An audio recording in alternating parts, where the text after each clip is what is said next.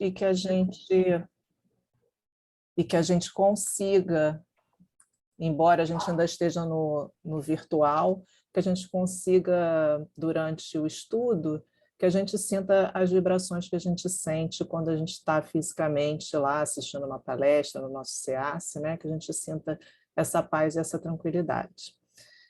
Bem, então, o estudo de hoje, ele está no Livro dos Espíritos, são 3 itens da introdução ao estudo da doutrina espírita, os itens 7, 8 e 9, que é o que a gente vai abordar.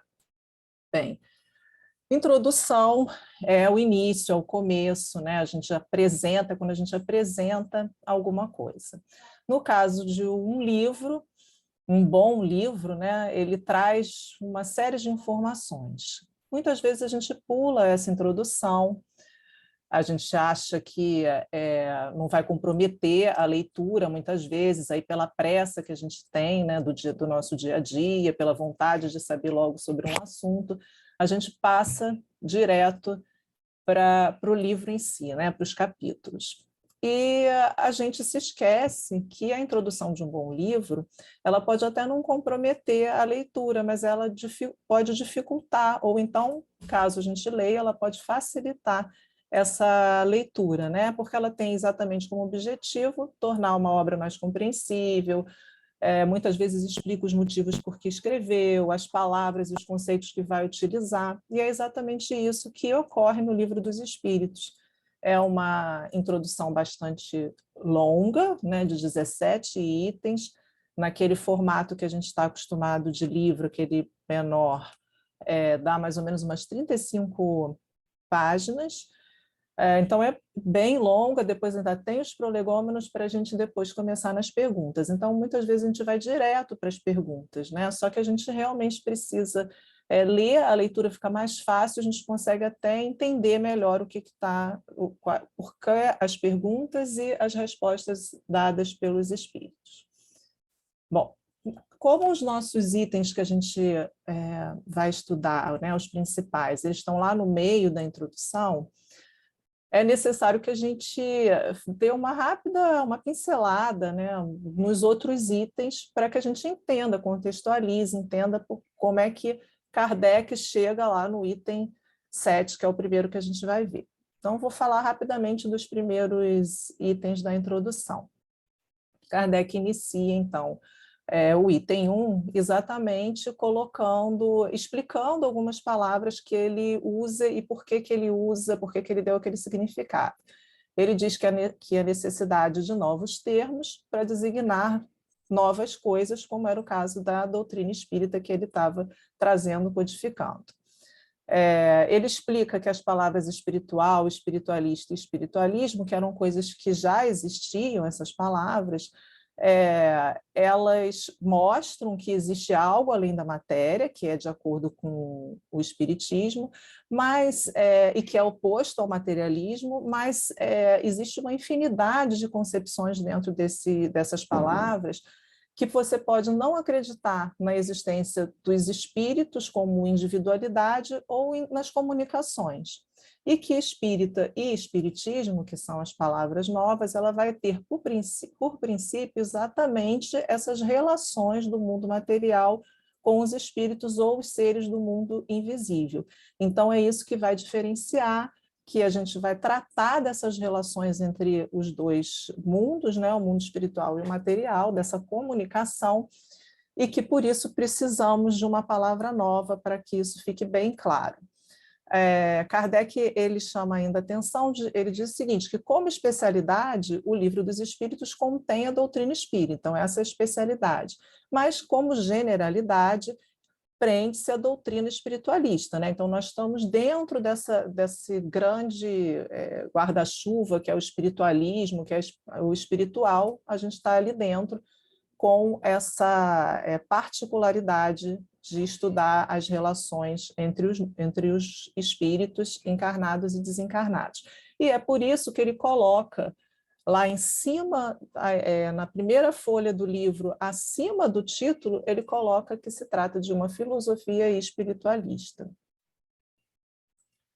Bem, os itens 2 e 3, no item 2 ele vai trazer a questão da alma, né? Qual é o significado que ele coloca na alma, qual é o conceito que ele quer trazer quando ele explica ou utiliza a palavra alma. Ele diz que a alma tem várias concepções, né? Até mesmo para os materialistas, que eles acham que a alma ela depende do corpo, né? Ela não tem uma existência própria. Então, que ela seria o efeito da vida e não a causa. Ele coloca a alma como princípio inteligente, mas muitas vezes as pessoas que se referem à palavra alma, elas acreditam naquela questão que a alma, após desencarnado, essa alma volta para um todo, então ela não teria individualidade, e que no conceito espiritualista realmente é um ser individual, distinto, independente, né? Um ser moral que se conserva após a morte. E aí, então, seria uma causa e não um efeito. Então, ele diz que ele usa como alma exatamente essa acepção vulgar, né? Então, chama a alma ao ser imaterial, individual, que em nós reside e sobrevive ao corpo. Ele lembra que isso é só realmente uma questão de palavras, mas que ele acha necessário de forma que a gente possa entender, que ele quer ser entendido, então ele explica isso dessa forma. E é por isso que é importante a gente ler a introdução, né? A gente já começa no item 1 e 2, entendendo, tendo que entender esse significado dessas palavras que ele vai utilizar no livro inteiro. Opa, passei aqui. O item 3, ele vai dizer que a doutrina espírita ela conta com adeptos e contraditores, mas ele lembra que ele vai tentar responder a todas essas questões, as objeções desses contraditores, mas, na verdade, só daqueles que têm o interesse verdadeiro em entender, em estudar, em aprender, que não tenham ideias concebidas e que não sejam contra tudo e contra todos, né? Então, ele lá, quando escreveu, ele não queria essa polarização, né? Ou tentar convencer de qualquer maneira uma pessoa que não está aberta para entender.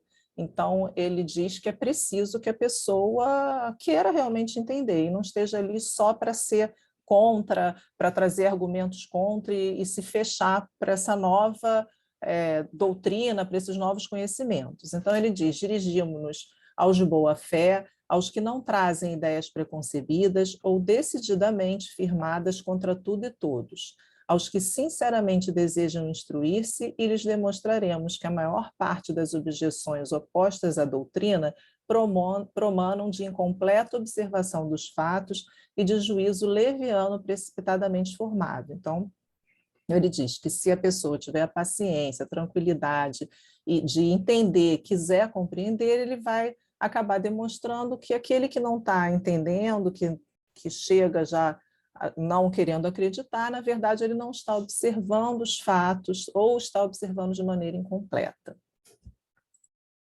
Os itens 3, 4 e 5, Kardec faz um resumo dos fenômenos que deram origem à doutrina, né? Então, ele explica que partiu da observação da movimentação de objetos diversos, que foram as mesas girantes ou a dança das mesas, que embora os fenômenos sejam de todos os tempos, né, não foi daquele momento do século XIX, mas eles aconteceram em outras épocas, foi na época que ele estava observando, e aquilo era uma moda e aquilo veio de uma forma muito forte em vários cantos do mundo, da mesma forma, mais ou menos, né? Então, foi na América, foi na Europa, foi em outras partes. Então, houve uma simultaneidade desses fenômenos. Ele coloca que, de início, esses fenômenos causaram uma incredulidade, mas que depois começou a acontecer uma multiplicidade de experiências, né? Então, ele faz algumas observações, coloca que deve haver novas leis para esses fenômenos que não estavam sendo explicados pelas leis físicas. Ele ressalta que não são produzidos de modo idêntico, porque eles não são de acordo com a vontade, com as exigências do observador, então quem está de fora observando não está interferindo diretamente naquele objeto para que ele se mexa. E aí ele diz, como a gente sabe, né, que ele se questiona porque ele vê que ali tem uma causa inteligente. E aí ele vai querer descobrir qual é a sua natureza, qual é a sua origem. É interessante a gente lembrar que quem revela ser um espírito é o próprio interrogado, né? Ele chama lá o ser misterioso, é que diz que é um espírito, ele que se autodenomina, e ele também que indica o meio mais prático para responder as perguntas, ao invés daquele sistema de batidas, né? Ele indica a prancheta com as mãos e o lápis, né? Preso, que era mais fácil e mais rápido. E isso ocorreu ao mesmo tempo em diversos países, essas orientações. Ele observa que ocorre sob a influência de certas pessoas, que seriam os médiuns, que é um poder resultante de causas físicas, né, do corpo físico e morais, mas que eram independentes de idade, do sexo ou do desenvolvimento intelectual. Então, ele faz também bastante menção de que ficam descartadas as fraudes e as mistificações, porque ele observa, por exemplo, a caligrafia desses espíritos que traziam a mensagem, quando eram diferentes umas das outras, e quando um espírito retornava, por acaso, para dar uma outra mensagem, a caligrafia voltava a ser como da primeira vez que ele havia se manifestado, né? Então, ele tira isso, e ele também ressalta o fato de que eram respostas de campo completamente fora daquelas pessoas que estavam ali ao redor, ao entorno, ou com as mãos apoiadas, elas não tinham conhecimento para falar aquilo, muitas vezes nem conhecimento e nem estudo, né? Não tinham intelectualmente aquilo na hora para falar daquela maneira. Às vezes nem sabiam, não tinham consciência, e outras vezes não entendiam o que eles escreviam. Então, ele diz que esses efeitos têm necessariamente uma causa, e do momento que denotam a ação de uma inteligência, de uma vontade, eles saem do domínio puramente físico. Então, ele diz que não era apenas o movimento de objetos, né, só sem resposta inteligente nenhuma, porque se fosse só o movimento dos objetos, eles poderiam ser explicados pela física de alguma maneira, então seria do domínio das ciências físicas. Então era alguma coisa além disso.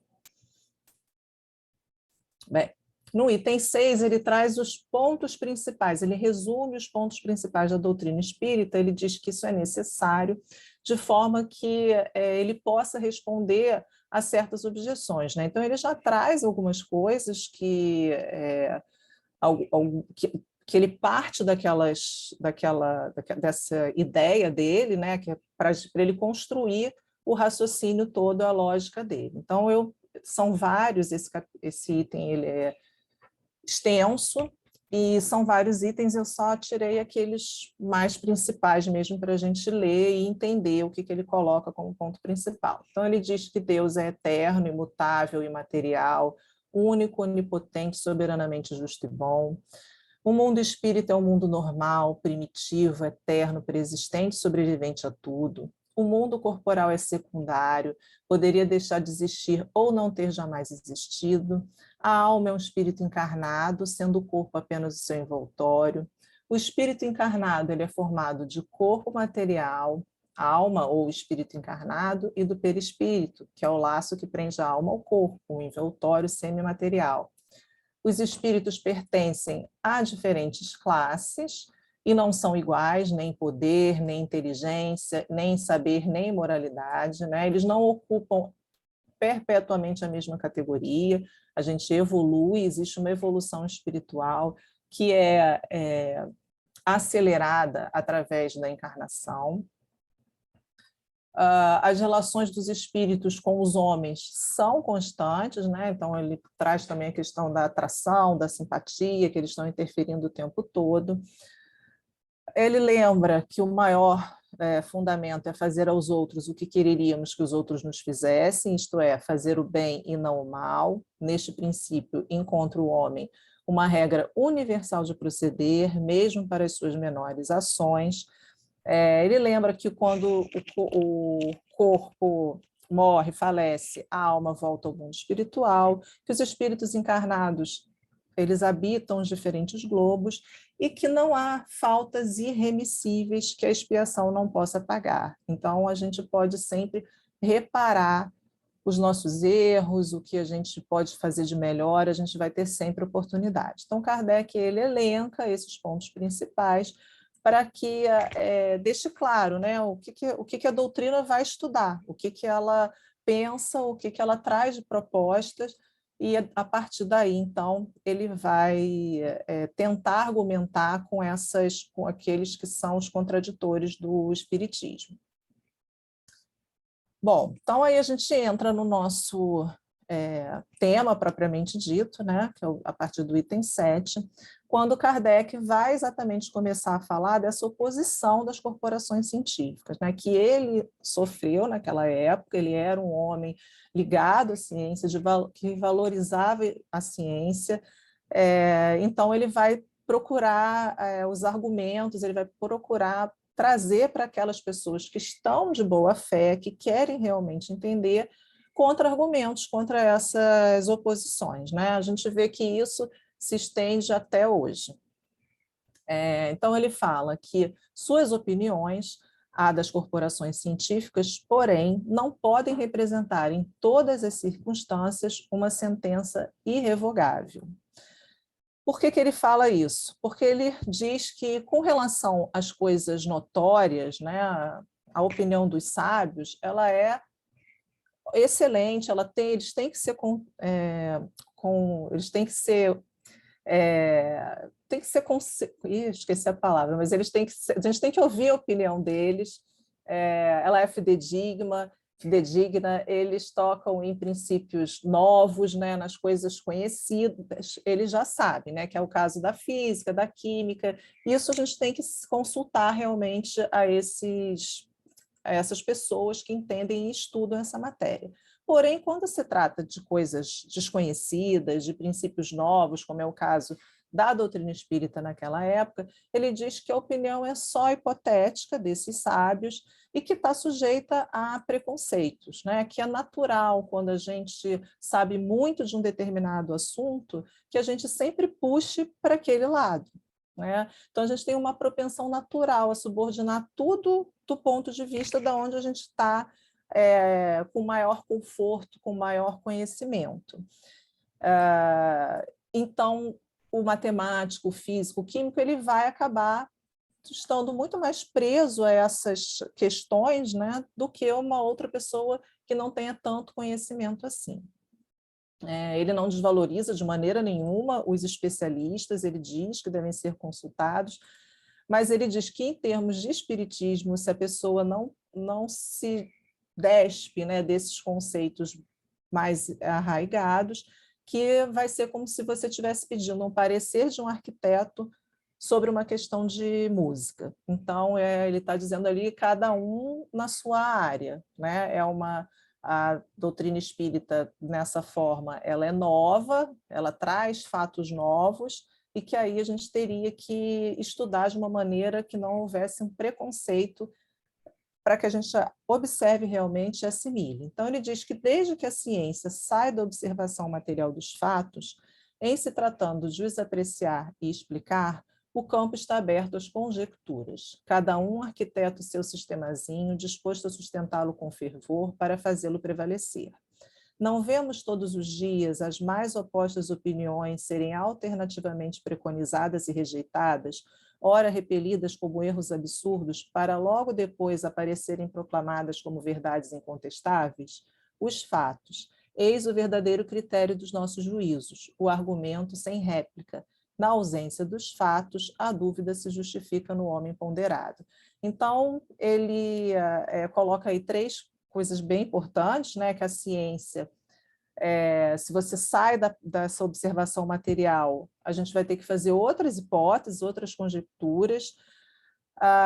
Ele lembra que a ciência, muitas vezes, ela, com a própria evolução, né, ela muda aquilo que ela vem dizendo, volta com verdades que ela tinha dito, que tinha negado. Então, isso faz parte da própria evolução, do amadurecimento das ciências, né? Então, a gente tem que tomar cuidado com essas opiniões, né, que não são provadas, são opiniões, e ele sempre coloca muito essa questão que a gente tem que lembrar, né? Ele bate muito na questão dos fatos. Os fatos estão ali, o fenômeno mediúnico está ali. A gente tem que observar e tentar explicar da maneira que for possível para a gente, com o conhecimento que a gente tem. Bom, ele continua dizendo que as ciências ordinárias assentam nas propriedades da matéria, que se pode experimentar e manipular livremente. Os fenômenos espíritas repousam na ação de inteligências dotadas de vontade própria e que nos provam a cada instante não se acharem subordinadas aos nossos caprichos. As observações não podem, portanto, ser feitas da mesma forma, requerem condições especiais e outro ponto de partida. Querer submetê-las aos processos comuns de investigação é estabelecer analogias que não existem. A ciência propriamente dita é, pois, como ciência incompetente para se pronunciar na questão do espiritismo. Não tem que se ocupar com isso e qualquer que seja o seu julgamento, favorável ou não, nenhum peso poderá ter. O espiritismo é o resultado de uma convicção pessoal que os sábios, como indivíduos, podem adquirir, abstração feita da qualidade de sábios. Pretender deferir a questão à ciência equivaleria a querer que a existência ou não da alma fosse decidida por uma assembleia de físicos ou de astrônomos. Com efeito, o espiritismo está todo na existência da alma e no seu estado depois da morte. Então, Kardec, ele já, quando a gente lê na introdução, ele faz bastante questão de separar as coisas, né? Ele coloca como ciência ordinária, que são aquelas comuns, as clássicas, as tradicionais, né? Física, química, matemática, e ele faz essa diferenciação. Não dá para o espiritismo, para a gente observar da mesma forma que a gente observa nas ciências exatas, né? Ordinárias, porque ali você vai experimentar, você vai, através de aparelhos, você vai experimentar aquela sua hipótese, a sua tese, os seus estudos, eles podem ser daquela maneira. O espiritismo, não, né? A gente vai ter que começar de um outro ponto de partida, a gente tem que entender que não vai depender da nossa vontade, né? Não, é tudo muito diferente, é tudo muito novo, que isso está aberto para todos, né? Que nós todos podemos estudar e perceber isso, e que é nesse ponto que se concentra o estudo do espiritismo, né? Na existência da alma e de seu estado depois da morte. Ele faz também uma comparação interessante, ele diz que quando o anatomista ele disseca o corpo humano, ele procura aquela alma embaixo, né? Se ele está querendo investigar, como numa ciência tradicional, se existe a alma e ele disseca o corpo, ele vai vendo que ele não encontra uma alma ali, né, física, palpável, como ele encontra um músculo, um osso, um nervo, e ele também não consegue ver nenhum gás ali saindo, ele conclui que aqui não existe a alma, que esse seria o pensamento lá das ciências mais ordinárias, né? Porque está olhando de um ponto de vista exclusivamente material. Mas se isso explica os fenômenos espíritas, isso explica os fatos, ele tem razão realmente só porque ele não encontra daquele jeito que ele está, com aquela metodologia que ele está acostumado a fazer, será que realmente não existe? Ele tem razão? Não é isso que dizem os fatos mediúnicos. Ele continua, ele diz que, porém, desde que se trata de uma manifestação que se produz com a exclusão das leis da humanidade, ela escapa à competência da ciência material, visto não poder explicar-se por algarismos nem por uma força mecânica.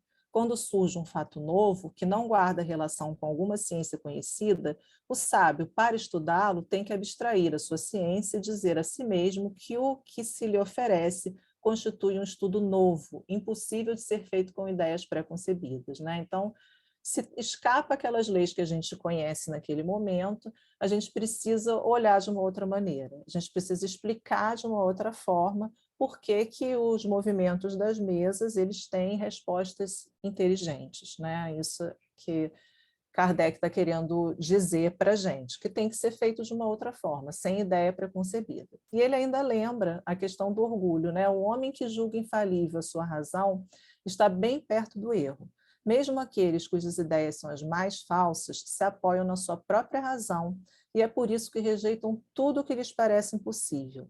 Os que outrora repeliram as admiráveis descobertas de que a humanidade se honra, todos endereçavam seus apelos a esse juiz, né, a razão, para repeli-los. O que se chama razão não é muitas vezes senão orgulho disfarçado, e quem quer que se considere infalível apresenta-se como igual a Deus, né? Então, a ciência pode errar, nós podemos errar, a razão puramente ali ela não é infalível, né? A gente precisa estudar, precisa aprender, porque isso muitas vezes é reflexo do nosso orgulho. Bom, o item 8, Kardec vai chamar a atenção dos estudos espíritas, da necessidade de realmente se estudar de forma séria, né? Então, ele diz que só pode ser feito por homens sérios, perseverantes, livres de prevenções e animados de firme e sincera vontade de chegar a um resultado. Ele diz que estudar a doutrina espírita é um estudo contínuo, difícil, com coração e com mente abertos, e que tem que ser um estudo regular, que o que caracteriza um estudo sério é a continuidade que se lhe dá, né? Então, ele diz, como que eu vou dar esses qualificativos, né, de homens sérios, perseverantes, àqueles que estão julgando a doutrina espírita a priori, levianamente, sem ter visto o que é a doutrina espírita, sem ter imprimido aos seus estudos uma continuidade, uma regularidade, um recolhimento indispensáveis, né? Então, aquelas pessoas que olham superficialmente, que veem os fenômenos superficialmente e já julgam que aquilo ali, que nós somos loucos, né? Que todo mundo ali não tem mais nada para fazer, sem realmente se aprofundar, sem entender como que aquilo se dá, ou sem querer descobrir, né? São aquelas pessoas que muitas vezes veem os espíritos, mas dizem elas mesmas que elas estão loucas, né? Que não é um fenômeno espírita. Então, é preciso que seja perseverante, que queira se chegar a um resultado. Quem deseja tornar-se versado numa ciência tem que a estudar metodicamente, começando pelo princípio e acompanhando o encadeamento e desenvolvimento das ideias. Ele fala nesse item também sobre a questão da sintonia, né, dos espíritos superiores que não procuram brincadeiras, porque ele fala o seguinte, como é que eu vou dirigir a um sábio ou a um espírito superior se eu ignoro as primeiras palavras? Como é que eu vou fazer uma pergunta de física lá num grau elevado, né, de uma universidade, se eu nem comecei ainda o segundo grau? Então, as coisas têm que ser aos poucos, a gente tem que realmente estudar, como se a gente quisesse assistir uma palestra no Zoom, mas a gente ignorasse como se liga o computador. E com os espíritos acontece a mesma coisa. Para a gente ter boas respostas, para a gente ter a assessoria de espíritos superiores, de bons espíritos, a gente tem que conhecer a doutrina básica, né? A gente tem que conhecer os primeiros passos para a gente poder fazer uma pergunta inteligente e receber uma resposta inteligível também. Então, quando a reunião ela não é séria, né, é uma brincadeira, como aquela antiga brincadeira do copo, as respostas provavelmente vão ser bobas, vão ser recreativas, né? Provavelmente não vai ter ali uma resposta séria. No item 9, ele vai dizer que o movimento dos objetos é um fato incontestável, né? Ele frisa bem essa questão do fato. E a questão está em saber se esse movimento tem ou não uma manifestação inteligente, se tem uma manifestação inteligente, qual é a origem dessa manifestação. Então, ele vai tentar combater também todos os questionamentos a respeito de charlatanismo ou daquilo ali ser uma ilusão, né? Ser uma mágica, um ilusionismo, para estar fazendo aqueles objetos se mexerem. Então, o estudo dele vai ser todo em cima da escrita obtida com auxílio de um lápis, com uma cesta ou uma prancheta. Ele diz que ele inicialmente escolhe esse método porque não tinha como a mão se apoiar na prancheta e fazer o movimento de uma letra, que isso era impossível, e que se ele utilizasse, por exemplo, da escrita da pessoa escrevendo com lápis, pelo menos nas manifestações iniciais, alguém podia falar que seria difícil, né, a gente convencer alguém que está achando que ele tem alguma ilusão, de que não era a própria pessoa encarnada que estava escrevendo. Falando as comunicações verbais também da mesma forma, e que então a forma do lápis com a prancheta ou com a cesta era a forma que aqueles que estavam observando não teriam dúvidas de que não se tratava de uma influência direta do espírito que está, da mão que estaria ali apoiada. Mas, além disso, ele ressalta que as respostas não eram monossilábicas, eram respostas complexas, grandes, com aquela rapidez que a gente via Chico Xavier anotando, né? O que a gente vê pessoas psicografando com muita rapidez. Ele fala, então, que de sob os dedos do médium menos versado em literatura surgem de quando em quando poesias de impecável sublimidade e pureza, que os melhores poetas humanos não se dignariam de subscrever. O que ainda torna mais estranhos esses fatos é que ocorrem por toda parte que os médiuns se multiplicam ao infinito. São eles reais ou não? Para esta pergunta só temos uma resposta. Vede e observai. Não vos faltarão ocasiões de fazê-lo, mas, sobretudo, observai repetidamente, por longo tempo e de acordo com as condições exigidas. Né? Então, ele lembra também essa questão de ser impossível, muitas vezes, para aquele que está, para o médium, transmitir uma mensagem que ele não tem nenhum conhecimento. Né? Como que ia explicar crianças com paciência e habilidades necessárias para aquelas respostas que eram dadas? Porque se os médiuns não são instrumentos passivos, quer dizer, se eles não interferem, indispensáveis se lhes fazem habilidade e conhecimentos incompatíveis com a idade infantil e com certas posições sociais. Quer dizer, se eles realmente interferissem, se eles estivessem ali ativamente, eles precisariam ter habilidades, conhecimentos que não cabiam para aquelas pessoas que estavam ali.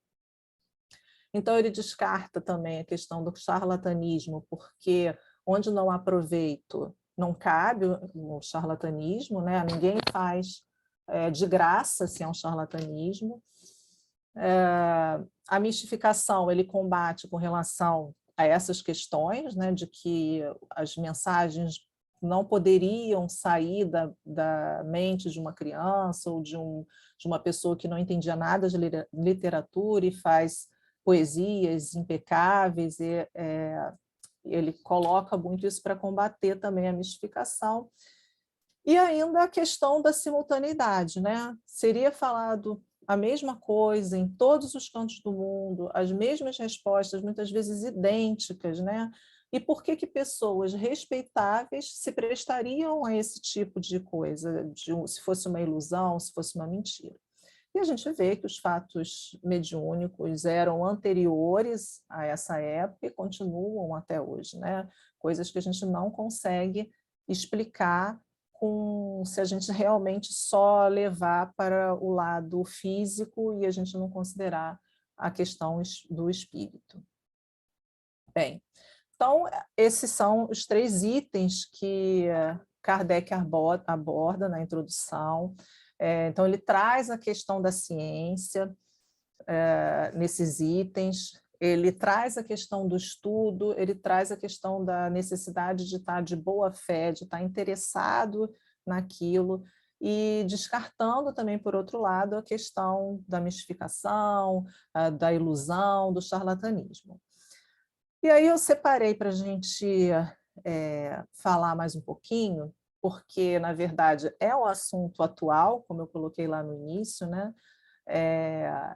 Kardec tinha essa oposição da ciência na época, e a gente continua na atualidade com essa questão, com esses debates, espiritismo é ciência, espiritismo não é ciência, quando que a ciência vai provar o espiritismo, os fenômenos espíritas, vai explicar isso dentro daqueles conceitos da ciência. E então a gente se dedica, dentro do movimento espírita, das atenções para esse aspecto científico do espiritismo, se é ou não uma ciência e o que ela aborda como aspecto científico. Bem, como eu não sou dessa área de exatas, eu não sou, não entendo muito bem, né? Física, química sempre foram dificuldades para mim, mas hoje, até por conta do espiritismo mesmo, eu gosto de estudar, de ler, sou curiosa com relação a isso, né? Quero entender o que as pessoas estão falando também. O que eu fiz foi procurar artigos que fossem de pessoas da ciência, mas que fossem espíritas também.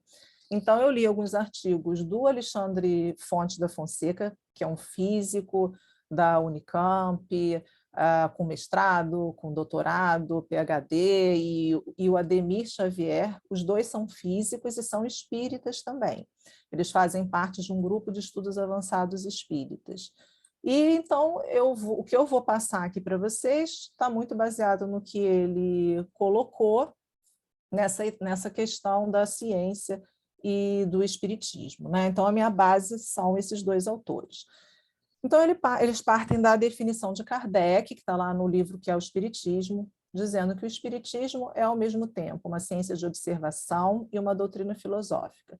Como ciência prática, consiste nas relações que se podem estabelecer com os espíritos. Como filosofia, compreende todas as consequências morais que decorrem dessas relações. Bom, eles dizem que quando o espiritismo é analisado superficialmente, com uma visão pré-concebida, lá como Kardec colocava, a gente rejeita o caráter científico deles. Mas, segundo esses dois autores, esse caráter científico existe no espiritismo. Então, a gente parte também do que é a ciência, né? Ciência, o significado é conhecimento. Quando a gente toma ciência de alguma coisa, a gente toma conhecimento daquilo.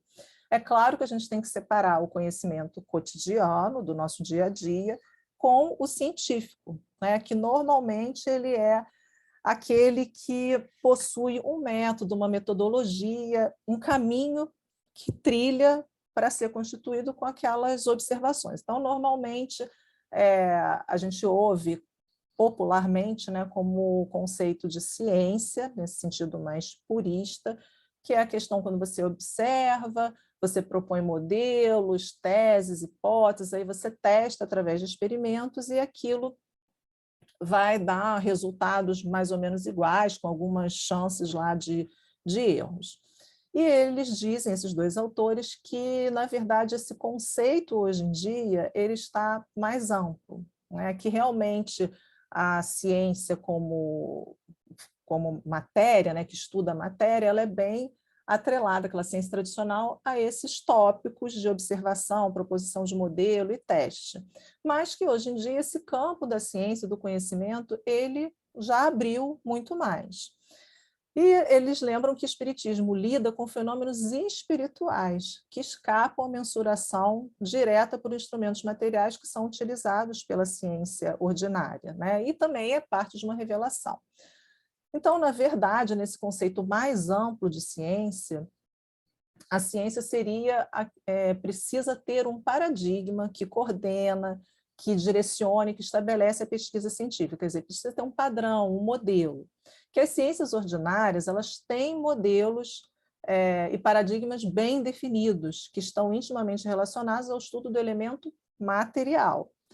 E que a doutrina espírita, ela tem o seu modelo também bem estabelecido, mas a gente estuda o elemento espiritual. E se a pessoa rejeita o elemento espiritual, se ela não acredita que existe o espírito, ela também não vai considerar esse modelo científico, né? Ela vai dizer, já lá do princípio, para mim já não é ciência, porque eu não acredito em que haja o espírito, né? Então tem essa diferença. Então, o espiritismo é uma ciência que tem como objeto de estudo o elemento espiritual. É uma observação direta dos fatos que não necessita da utilização dos aparelhos utilizados pela ciência ordinária. Então, na verdade, eles colocam, e Kardec faz essa diferenciação naqueles itens que a gente colocou, né, da ciência ordinária, tradicional, e dos aspectos científicos dentro da doutrina espírita, né, que precisa desse conceito não tão estrito, desse conceito mais amplo, mas que é o conceito utilizado por outras ciências que também são consideradas ciências hoje em dia. Bom, além disso, o outro ponto, então o primeiro ponto era essa questão, né, da ciência, do espiritismo é ciência, não é ciência, isso não tem, a gente encontra muitos físicos, químicos, muita gente dessa área que considera como ciência sim, com aspectos científicos, e outros que não consideram porque têm a visão mais estrita da coisa. E o segundo ponto é chamar atenção para aquela questão que a gente quer que a ciência clássica comprove o espiritismo, né? A gente quer que a física, a química, elas comprovem os efeitos, os fenômenos espíritas. E eles dizem o seguinte, que a física ou a ciência clássica, elas podem ajudar a compreender alguns conceitos espíritas, mas que isso não significa que ela esteja demonstrando cientificamente o espiritismo. Então, eu acho que é essa confusão que a gente faz às vezes, né? A gente pode ter como amparo essas ciências, mas a gente não pode querer demonstrar cientificamente, pelo menos no momento que nós estamos de conhecimento, o espiritismo. Aí muitas pessoas falam, mas acontece que Kardec, André Luiz, eles utilizam muitos conceitos da física para explicar os fenômenos espíritas. Sim, né, isso é verdade, porém eles usam com muita cautela e também com um caráter complementar, né? Então, algumas coisas que Kardec coloca lá na Gênese, o espiritismo e a ciência se complementam reciprocamente. A ciência sem o espiritismo se acha na impossibilidade de explicar certos fenômenos só pelas leis da matéria. Ao espiritismo sem a ciência faltariam o apoio e a comprovação. O espiritismo, tendo por objeto o estudo de um dos elementos constitutivos do universo, toca forçosamente na maior parte das ciências. Só podia, portanto, vir depois da elaboração delas. Nasceu pela força mesma das coisas, pela impossibilidade de tudo se explicar com auxílio apenas das leis da matéria, né? Então, a gente vive ali no intercâmbio realmente, né? No limite, a gente toca nesses elementos do universo. Então, a gente cruza aí com a maior parte das ciências. A ciência propriamente dita é, pois, como ciência, incompetente para se pronunciar na questão do espiritismo. Não tem que se ocupar com isso e qualquer que seja o seu julgamento, favorável ou não, nenhum peso poderá ter, né? Então, na verdade, Kardec era entusiasta da ciência, mas ele faz questão de dizer que cada um na sua área de atuação. No livro Mecanismos da Mediunidade, André Luiz também propõe a explicação para esses mecanismos de processos mediúnicos, utilizando os conceitos mais modernos da física daquela época, mas ele também faz com cautela, né? Quando ele diz que, aliás, quanto aos apontamentos científicos humanos, é preciso reconhecer-lhes o caráter passageiro, no que se refere à definição e nomenclatura, atentos às circunstâncias de que a experimentação constante induz os cientistas de um século a considerar muitas vezes como superado o trabalho dos cientistas que os precederam. Assim, as notas dessa natureza, neste volume, tomadas naturalmente ao acervo de informações e deduções dos estudiosos da atualidade terrestre, valem aqui por vestimenta necessária, mais transitória, da explicação espírita da mediunidade, que é, no presente livro, o corpo de ideias a ser apresentado. Então, por esses dois últimos slides, a gente percebe que André Luiz ele não afirma que os conhecimentos científicos eles vão ser a solução definitiva para explicar os mecanismos da mediunidade, né? Então, ele não considera como prova científica da mediunidade, mas ele usa como meio didático, como forma da gente entender melhor os mecanismos da mediunidade. Então, assim, a gente deve utilizar as noções de física e de química como um facilitador, né? Mas sem talvez essa cobrança de que explique tudo, da gente utilizar conceitos da física, nos apropriarmos e mudarmos esse conceito para que a gente possa tentar explicar de uma forma que a gente acha que é científica, né? Então, a gente tem que tomar esses cuidados quando a gente traz esses conceitos tentando demonstrar um efeito mediúnico.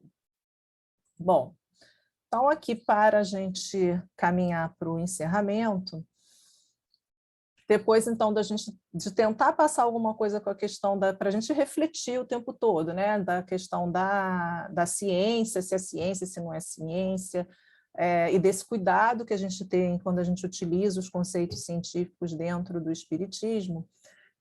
Eu lembro que existem muitas pesquisas sobre a imortalidade da alma sendo feitas, sim, pesquisas sérias, com aspectos científicos, com metodologia, que são feitas muitas vezes por espiritualistas e não por espíritas propriamente dito, né? A gente sabe que no Brasil, na USP, na Universidade de Juiz de Fora, existem estudos grandes fora do Brasil também que vêm sendo feitos ou que já foram feitos, relacionando crianças que têm lembranças de vidas passadas, que dizem onde viveram, o que faziam, como morreram, e aí vai se buscar a certidão de óbito, o que aconteceu, e verifica-se assim, sem ter nenhum contato com a família não conhecia, nem tinha ido naquela outra cidade ou estado, né?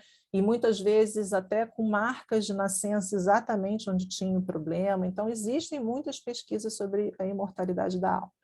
Talvez não sejam tão bem divulgadas como a gente gostaria que fossem, para que a gente se interessasse mais por isso, mas aí por diversos motivos, né? Então, se a gente tem essas pesquisas, se a gente tem as questões todas colocadas por Kardec, essa complementaridade da ciência com o espiritismo, né, são complementares, a reflexão que eu trago será que a gente não fica também com uma obsessão cientificista, né? Se a gente quer explicar de qualquer maneira, quer que a ciência prove a existência dos espíritos, de Deus, quando que vai provar, causando até uma ansiedade na gente, né? Ou muitas vezes uma descrença, né? Não foi até agora, será que ainda vai ser? É importante? Claro que é importante, né? Claro que a gente tem que buscar, quem gosta de física, quem trabalha com isso, é claro que a gente tem que estudar, a ciência é importantíssima, a gente tem a questão, né, da frase que todo mundo que gosta de ciência gosta de ouvir isso, né, dita por Kardec, que se um dia a ciência provar que o espiritismo está errado, a gente deve ficar com a ciência. Então, isso já dá um sossego na gente, e acho que a gente, às vezes, se preocupa tanto com essa questão científica, né, que a gente esquece outras coisas, a gente esquece que a gente ainda não entende nem o que é Deus, lá como Kardec colocou. A gente quer fazer perguntas muito avançadas e a gente não sabe, muitas vezes, o básico, né? Outro ponto, a gente precisa dessa comprovação para a gente se sentir feliz, para a gente encontrar o caminho da felicidade, para a gente evoluir, para a gente fazer um mundo melhor, para a gente se melhorar, para a gente se autoavaliar. A gente não precisa dessa questão. A gente vê no nosso dia a dia que a gente viver bem, que a gente fazer o bem é muito melhor, a gente vive muito mais feliz, né?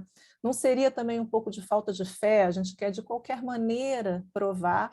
E a gente sabe que a gente tem que ter aquele 1%, 5%, né, que as pessoas falam, que a gente não consegue ainda provar. E que isso faz parte do nosso caminho de evolução, a gente acreditar, ter fé de que é esse o caminho que a gente deve trilhar. E lembrar que a gente constata a presença de Deus, a gente constata os fatos mediúnicos, né, as leituras, os nossos sentimentos, pressentimentos, a gente constata o valor da oração, o quanto que a gente recebe benefício quando a gente se conecta, quando a gente vai ao SEACE, né, com aquele ambiente todo. Então, a gente tem uma série de provas, né, vamos dizer assim, para que a gente se satisfaça, para que a gente fique tranquilo, sem deixar, é claro, não é para a gente se acomodar e não, então eu não quero mais estudar a ciência. Não, a gente tem 1 hora, a gente vai conseguir ver isso convergir. Talvez demore muito mais do que a gente gostaria. Então, que a gente se acalme, que a gente estude sempre, mas que a gente lembre dessa questão de que o caminho para a felicidade, o caminho para a gente se melhorar e para fazer o outro feliz, ele está todo dentro da filosofia espírita e que a gente tem e conhece para que a gente possa viver. Então, é isso. Espero, já são 9 horas, né? Espero que eu tenha conseguido passar um pouquinho do estudo que eu fiz, que quando fala de ciência, eu acho que é um pouquinho